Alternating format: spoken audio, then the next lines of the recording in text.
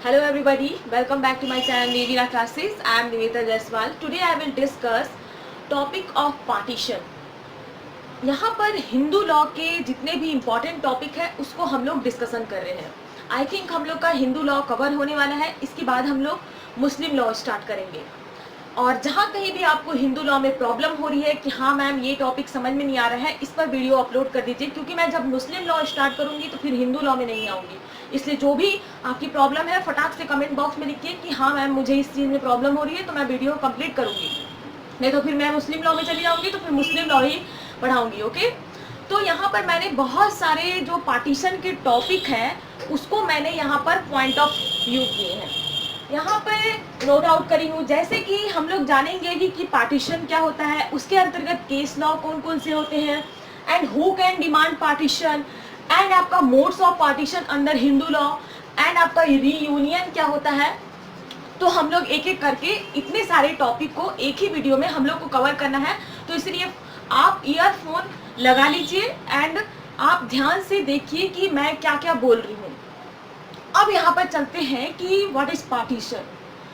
यहाँ पर कोई भी फैमिली तब तक ज्वाइंट होती है, यहाँ ध्यान दीजिएगा आप लोग, कोई भी फैमिली तब तक ज्वाइंट होती है जब तक जो ज्वाइंट हिंदू फैमिली है या फिर कोपार्शनरी फैमिली है उसके अंतर्गत हर एक मेंबर का प्रॉपर्टी में हिस्सा या फिर हम कह सकते हैं अंश निर्धारित नहीं हो जाता है.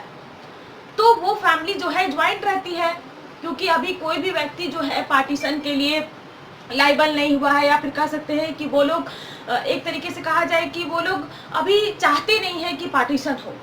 तो यहाँ पर किसी भी व्यक्ति का अंश निर्धारित नहीं है, किसी भी व्यक्ति का हिस्सा नहीं है, तो वो फैमिली जो है ज्वाइंट फैमिली मानी जाएगी, वो फैमिली जो है कोपार्शनर फैमिली मानी जाएगी. अब यहाँ पर बात आती है कि कोई भी व्यक्ति का, वहां पर कोई भी फैमिली का, व्यक्ति नहीं कह सकते, कोई भी फैमिली हो गई, ज्वाइंट हिंदू फैमिली हो गई या कोपार्शनरी फैमिली हो गई, उसके अंतर्गत कोई भी व्यक्ति का अगर हर व्यक्ति का निश्चित हिस्सा एक तरीके से निश्चित हो जाए या फिर कह सकते हैं कि अंश निश्चित हो जाता है, तो हम कह सकते हैं कि उस फैमिली की पार्टीशन हो गई. यहाँ पर मैंने डायग्राम बनाई हूँ, डायग्राम के माध्यम से यहाँ पर हम लोग समझते हैं. यहाँ पर चाचा हो गए, दादा हो गए, पापा हो गए, आपकी सिस्टर, आपकी मदर हो गई, या फिर आपके जो ब्रदर हैं, सारे लोग एक ज्वाइंट हिंदू फैमिली के सदस्य माने जाते हैं. अब यहाँ पर ये बात होती है कि यहाँ पर इस जो व्यक्ति है उसकी अपना हिस्सा हो गया, उस ज्वाइंट हिंदू फैमिली के प्रॉपर्टी के अंतर्गत एक व्यक्ति का इधर हिस्सा हो गया, फिर एक व्यक्ति का एक निश्चित अंश हो गया, फिर एक व्यक्ति का यहाँ पर निश्चित अंश हो गया. तो यहाँ पर हर व्यक्ति जो है अपना अपना पार्ट लेकर, मीन्स कि उस फैमिली के अंतर्गत जो हिस्सा था उसको अपना अपना हिस्सा लेकर वह व्यक्ति जो है क्या कर लेता है कि उस फैमिली की प्रॉपर्टी का यहाँ पर पार्टीशन हो जाता है, क्योंकि हर व्यक्ति जो है अपने हिस्से को ले लेता है. तो यहाँ पर वह फैमिली जो है पार्टीशन हो जाएगी, मीन्स विभाजन हो जाएगा उस फैमिली का. एक ज्वाइंट हिंदू फैमिली का विभाजन तब होगा जब हर व्यक्ति जो है अपना अपना अंश ले लेता है, हिस्सा ले लेता है. तो समझ जाइए कि वो फैमिली विभाजित हो गई, पार्टीशन हो गया उस फैमिली का. अब यहाँ पर चलते हैं, एक केस है. केस यहाँ पर हम लोग को जानना बहुत जरूरी रहता है, क्योंकि जब हम PCSJ का एग्जाम देते हैं या फिर APO का एग्जाम देते हैं तो केस आ जाता है, और केस आ जाता है और आप लोग जो है बहुत ज़्यादा डिप्रेस हो जाते हैं कि ये केस कहाँ से पूछ दिया करके. तो यहाँ पर केस जानने से ये होता है कि हाँ ये चीज़ जो टॉपिक है, इस केस से इस टॉपिक को उठाया गया है, तो इससे आपको बहुत ही आसानी होती है समझने में. एंड नेट JRF में बहुत सारे केस पूछे जाते हैं, तो आप जो अगर प्रिपरेशन कर रहे होंगे तो आप केस को बहुत ही ध्यान से देखेंगे. अब यहाँ पर केस है आपका गिरधारी लाल वर्सेस है फतेह चंद्रा AIR 1955 MP मध्य प्रदेश का केस है. 148 के केस में कहा गया है कोई भी ज्वाइंट हिंदू फैमिली में कोई भी फैमिली का अगर मेंबर या फिर कोपार्शनरी का मेंबर कह देता है कि मैं पृथक होना चाहता हूँ, पृथक मीन्स अलग, पृथक मीन्स हो जाता है अलग. यहाँ पर ये इस तरीके से बातों को बोल देना, तो यहाँ पर आपको मन में नहीं लग रहा है कि ये IPC का जो मेंस एरिया से रिलेटेड है. जो आपकी मना स्थिति हो जाती है, मीन्स इंटेंशन को दर्शा रहा है। इंटेंशन मेंस रिया, ये जो केस है वो आपका मेंस रिया मीन्स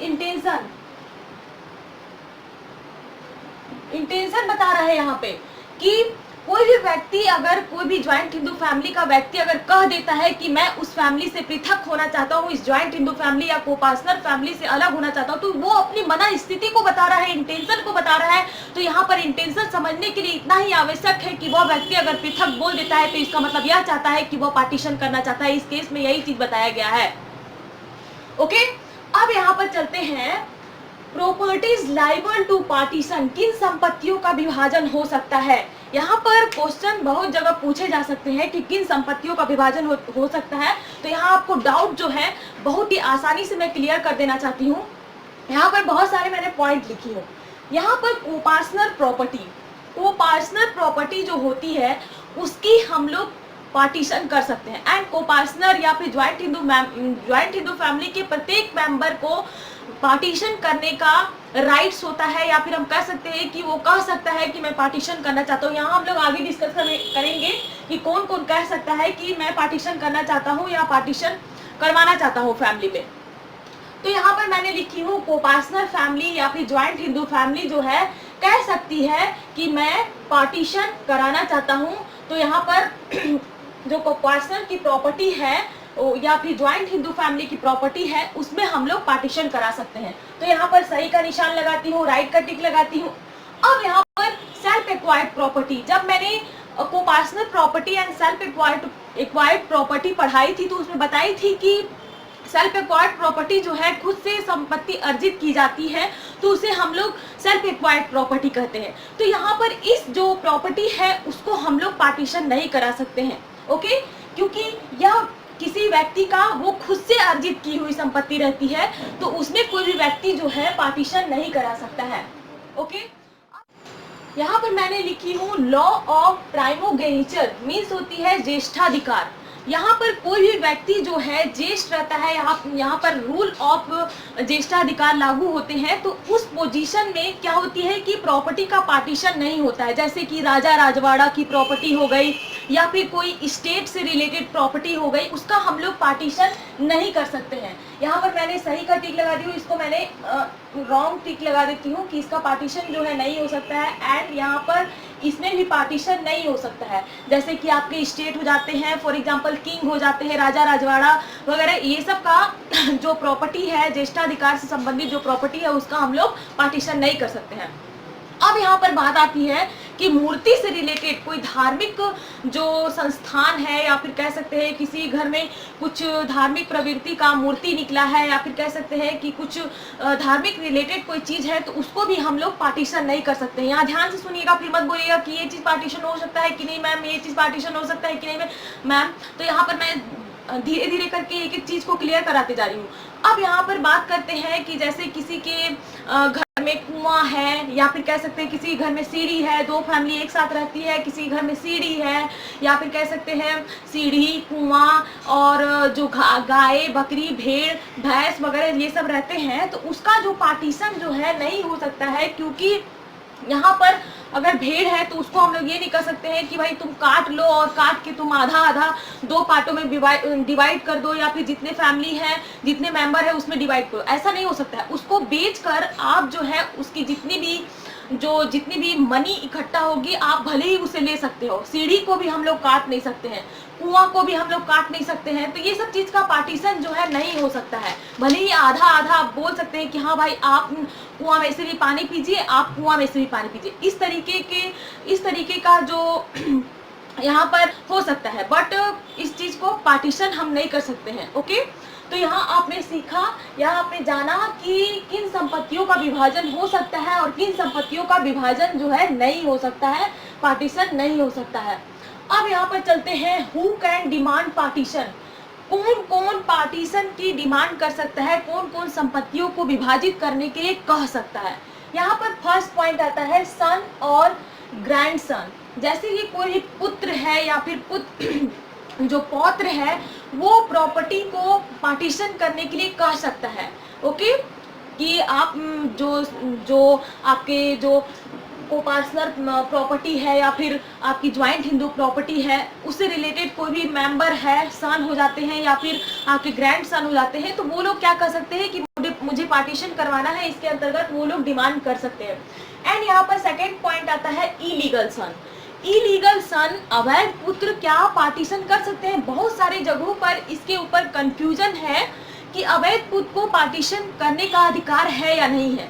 लेकिन मेरी अगर एडवाइस रहे या मेरा अगर विचार है तो इसमें कहा जा सकता है कि कोई भी इलीगल सन जो है भले ही उस फैमिली का मेंबर बन सकता है, अपने पिता की प्रॉपर्टी में मेंटेनेंस पा सकता है, बट क्या होती है कि इलीगल जो सन है, अवैध जो पुत्र है, वो पार्टीशन करने का अधिकार उसको नहीं मिल सकता है कि क्योंकि वो अवैध पुत्र है, तो वो ये नहीं कर सकता है, वो डिमांड नहीं कर सकता है कि हाँ आप मुझे पार्टीशन करने का राइट दे। एक तो आप इलीगल पुत्र हो, तो आप ज्वाइंट हिंदू फैमिली एंड को पर्सनल फैमिली में भले ही आप मेंटेनेंस के हकदार हो सकते हैं, बट पार्टीशन के हकदार नहीं हो सकते हैं। ओके, एंड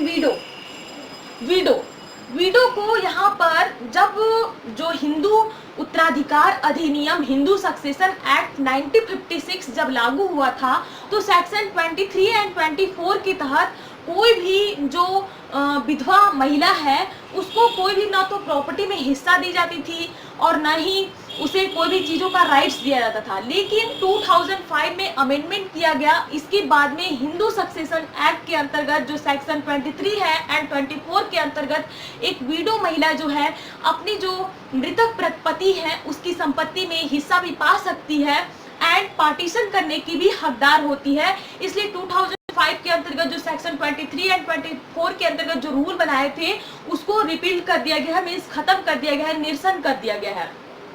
अब यहाँ पर बात करते हैं कि एडॉप्टेड, जैसे कोई भी फैमिली में किसी भी कपल के बच्चे नहीं होते हैं तो वो लोग सन को अडॉप्ट कर लेते हैं कि मीन्स सन को या फिर एक पुत्री हो गई या पुत्र हो गया उसको अडॉप्ट कर लेते हैं और अडॉप्ट करके अपने बच्चे के रूप में उन्हें स्वीकार कर लेते हैं, एक्सेप्ट कर लेते हैं। अब इसके बाद में अगर बच्चा हो जाता है, नेचुरल सन हो जाता है, तो ऐसा नहीं कि आप जो है एडॉप्टेड सन को आप उसको राइट्स नहीं दें, आप उसको पार्टीशन में राइट्स नहीं दे, प्रॉपर्टी में राइट्स नहीं दे, ऐसा नहीं होना चाहिए। यहाँ पर बताया गया है कि चाहे आप एडॉप्टेड सन हो चाहे आप नेचुरल सन हो, आपको प्रॉपर्टी में राइट्स भी मिलेगी एंड पार्टीशन करने का भी आपको राइट्स होता है। ओके, अब यहाँ पर माइनर कोपार्टनर मीन्स होती है कि 18 ईयर से कम उम्र के बच्चों को हम लोग माइनर कहते हैं। तो यहाँ पर बताया गया है कि कोई भी माइनर कोपार्टनर जो है अगर उसके साथ में, जैसे कि यहाँ पर बताया जाए कि कोई भी माइनर कोपार्टनर है और संपत्ति का बंटवारा कर दिया जाता है, संपत्ति का पार्टीशन कर दिया जाता है, उस जो 18 ईयर से कम उम्र के बच्चे को लगता है कि मेरे साथ जो है गलत किया गया है, तो एक संरक्षक के माध्यम से मीन्स गार्जियन के माध्यम से या अपने जो मेजर जो गार्जियन है या मेजर जो उसके फ्रेंड है उसके माध्यम से वो कह सकता है कि हाँ आप जो है पार्टीशन के अंतर्गत मेरे साथ अन्याय किए हो, मेरे साथ गलत किए हो, तो वो भी उसको भी माइनर कोपार्टनर को भी राइट्स बनता है कि हाँ आप जो है मेरे साथ गलत किए हो, इसलिए आप जो है प्रॉपर्टी का या फिर पार्टीशन का आपको भी राइट्स दिया जाता है। मीन्स आप रीओपन करवा सकते हैं कि पार्टीशन में अगर कोई गड़बड़ी की गई है तो रीओपन करवा सकते हैं, या फिर आप प्रॉपर्टी में आप जो है कह सकते हैं कि मेरे साथ गलत किया गया है, तो आप जो है दोबारा से आप जो है उसको प्रॉपर्टी को आप बंटवा सकते हैं। अब यहाँ पर 6 पॉइंट आता है फीमेल शेयरर।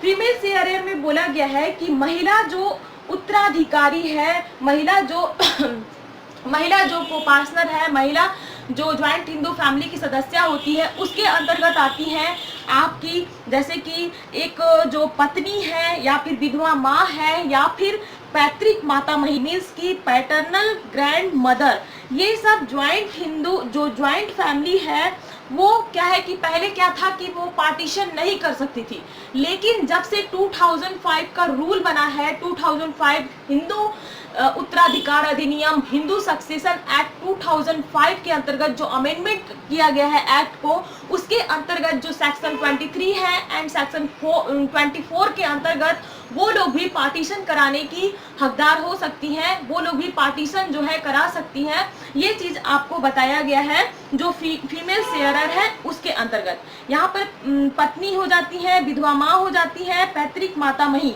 ओके, अब यहाँ पर बात करते हैं कि आफ्टर बॉर्न सन। आफ्टर बॉर्न सन मीन्स होती है कि जैसे कि पश्चात उत्पन्न पुत्र।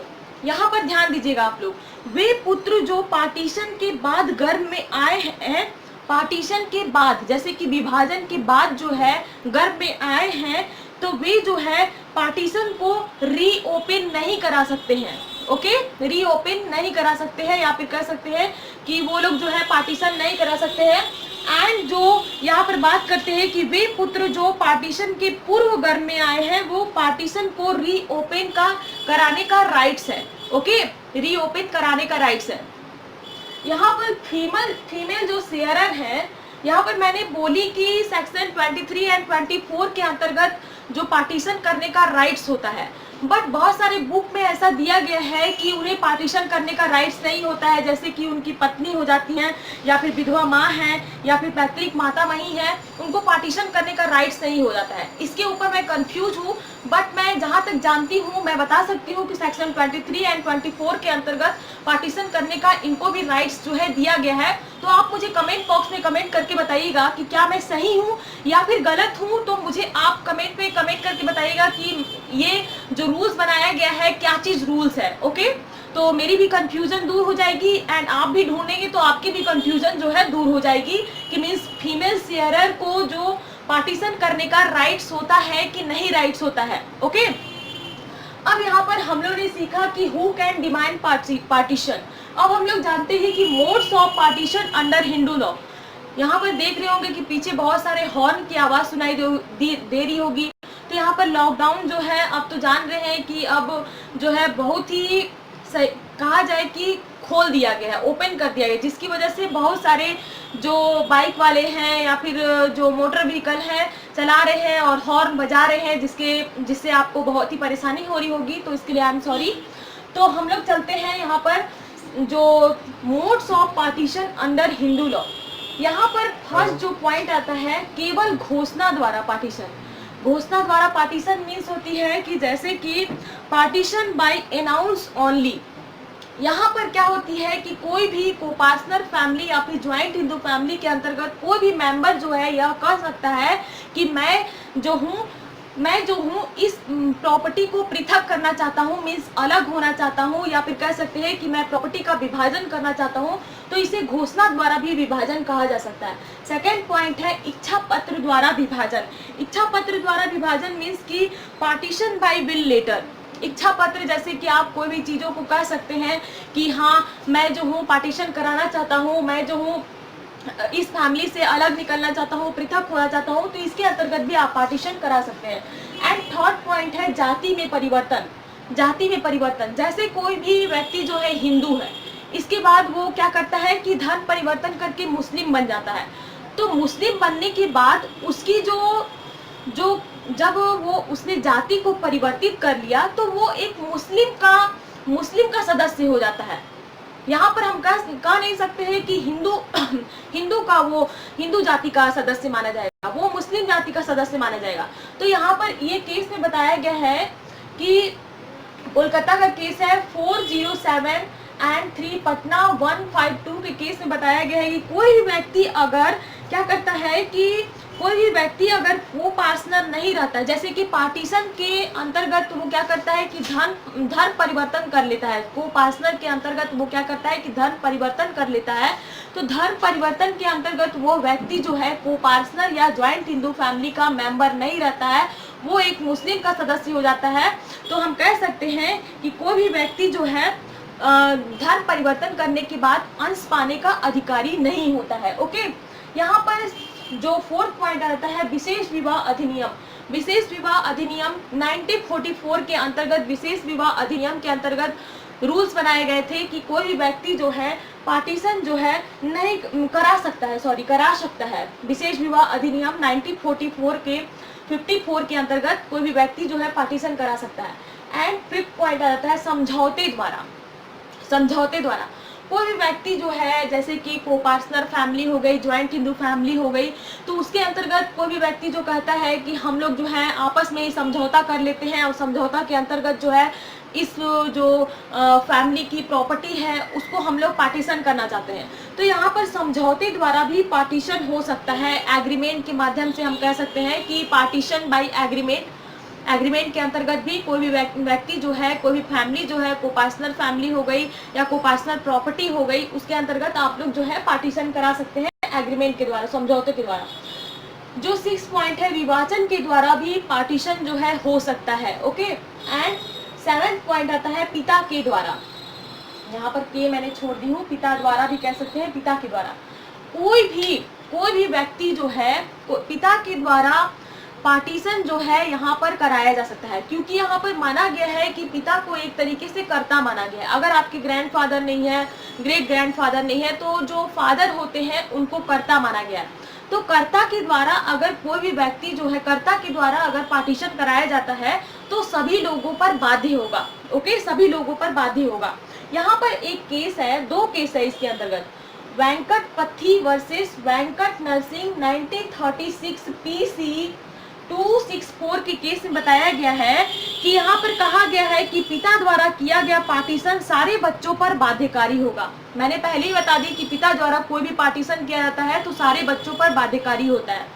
एंड यहाँ पर सेकंड जो केस है, किशन सिंह वर्सेस विष्णु ILR 1951 बॉम्बे 148 के केस में बताया गया है कि पिता की सेल्फ एक्वायर्ड प्रॉपर्टी, पिता की सेल्फ एक्वायर्ड प्रॉपर्टी हो गई, तो उसके अंतर्गत वो चाहे तो असमान ही क्यों ना हो आपत्ति नहीं उठाई जा सकती। जैसे कि यहाँ पर मैंने पहले बताई थी कि सेल्फ एक्वायर्ड प्रॉपर्टी के अंतर्गत जो है कोई भी संपत्तियों का विभाजन नहीं हो सकता है, लेकिन अगर एक पिता चाहे तो अपने पुत्र को या अपनी पुत्री को क्या कर सकता है कि वो अपने अंतर्गत जो है वो क्या कर सकता है कि जो संपत्ति है, प्रॉपर्टी है, उसको पार्टीशन करवा सकता है। तो यहाँ पर एक और बात समझ में आ गई कि सेल्फ एक्वायर्ड प्रॉपर्टी को भी एक पिता जो है क्या कर सकता है कि पार्टीशन करा सकता है। ओके, अब यहाँ पर चलते हैं कि जो 8th पॉइंट है सूट के द्वारा। सूट मीन्स होती है केस दाखिल करके। कोई बच्चे लोग होते हैं वो क्या करते हैं कि या फिर कह सकते हैं कि कोपार्टनर फैमिली हो गई या ज्वाइंट हिंदू फैमिली के मेंबर जो हैं क्या करते हैं, सीधे केस फाइल कर देते हैं, क्योंकि उसके पिता नहीं मानते हैं या फिर ग्रैंडफादर नहीं मानते हैं। तो केस फाइल करने के बाद में, सूट फाइल करने के बाद में फटाक से कोई भी चीज़ों का जो है पार्टीशन हो जाता है शीघ्र ही। यहाँ पर बोला गया शीघ्र ही पार्टीशन जो है हो जाता है, क्योंकि आपने सूट फाइल कर दिया है, केस फाइल कर दिया है। अब यहाँ पर चलते हैं रीयूनियन। रीयूनियन मीन्स होती है पुनः एकीकरण। पुनः एकीकरण क्या चीज है?